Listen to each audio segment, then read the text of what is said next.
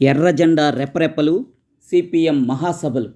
భారత communist party Marxist 24వ అఖిల భారత మహాసభలు తమిళనాడులోని మధురై నగరంలో విజయవంతంగా నిర్వహించారు.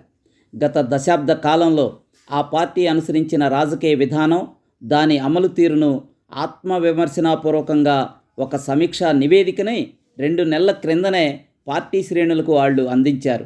దానిపై గ్రామస్థాయి శాఖ నుంచి ఆల్ ఇండియా స్థాయిలో కూడా చర్చలు జరిపారు. అనంతరం మహాసభలో కూలంకషంగా చర్చించి ఆ పార్టీ ఆమోదించిన తీరు దాని ప్రజాస్వామిక పనితీరుకు నిదర్శనం. అలాగే రాజకీయ విధాన సమీక్షా ప్రాతిపదికగా రూపొందించిన ఒక రాజకీయ తీర్మానాన్ని బహిరంగంగా విడుదల చేసి దానికి సవరణలు, సూచనలు ఆహ్వానించింది.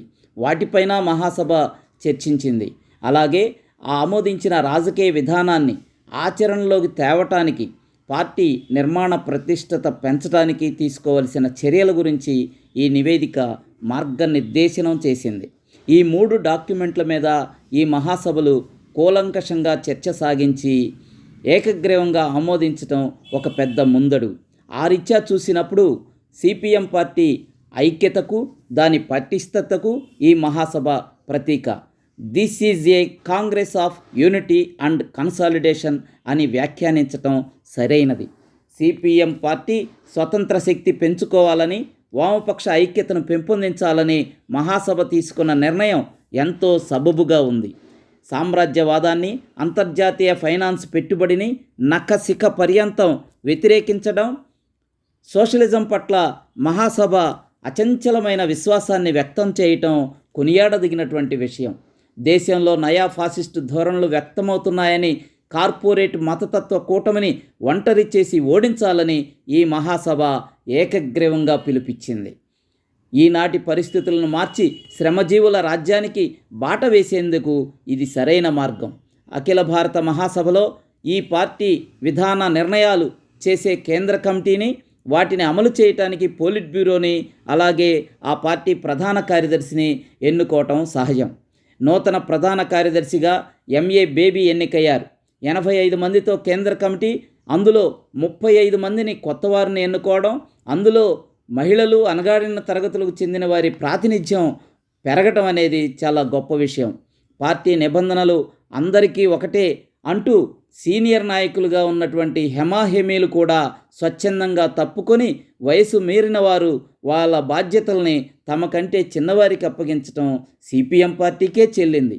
కొన్ని ప్రధానమైన జాతీయ, అంతర్జాతీయ సమస్యల మీద వివిధ తీర్మానాలను ఈ మహాసభ ఆమోదించింది.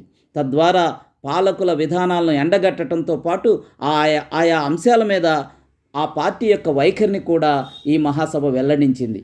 భారత కమ్యూనిస్టు ఉద్యమ చరిత్రలో పార్టీ యొక్క అఖిల భారత మహాసభలు 3 సార్లు నిర్వహించిన ఘనత మధురై నగరానికి దక్కింది. మహాసభకు ముందు మధురైలో తమిళనాడు నలుదిక్కుల వివిధ సమకాలీన అంశాల మీద 50కి పైగా సదస్సులు జరిపారు. నిష్ణాతులైన నిపుణులు, ఉద్దండ రాజకీయవేత్తలు వాటికి హాజరయ్యి రాష్ట్రమంతటా విస్తారమైన చర్చ జరగటం గమనించాలి. ఏప్రిల్ 3వ తేదీన ఫెడరలిజంపై జరిగిన సదస్సు కొసమెరుపు. కేరళ, తమిళనాడు ముఖ్యమంత్రులు హాజరై కేంద్రంలోని బీజేపీ ప్రభుత్వ వివక్షత, రాష్ట్రాల పట్ల అనుసరిస్తున్నటువంటి వివక్షతని వాళ్ళు ఎండగట్టారు. రాజ్యాంగ మౌలిక సూత్రాలను దెబ్బతీస్తున్న నిరంకుశ కేంద్ర ప్రభుత్వ విధానాలకు వ్యతిరేకంగా లౌకికవాదులు, దేశభక్తియుత శక్తులు ఐక్యంగా ప్రతిఘటించాలని పిలుపునిచ్చారు. మహాసభ ముగింపుగా ఆదివారం నాడు మధురై నగరం అరుణవర్ణమైపోయింది. ఈ సందర్భంగానే చెన్నై మహానగరంలో మహనీయుడు కార్ల్ మార్క్స్ విగ్రహాన్ని ప్రతిష్ఠిస్తానని ముఖ్యమంత్రి స్టాలిన్ ప్రకటించడం స్వాగతించదగినటువంటి విషయం.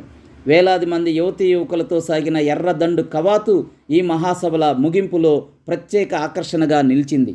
ముమ్మాటికి భవిష్యత్తు ఎర్రజెండాదేనని సిపిఎం అఖిల భారత మహాసభ చాటి చెప్పింది.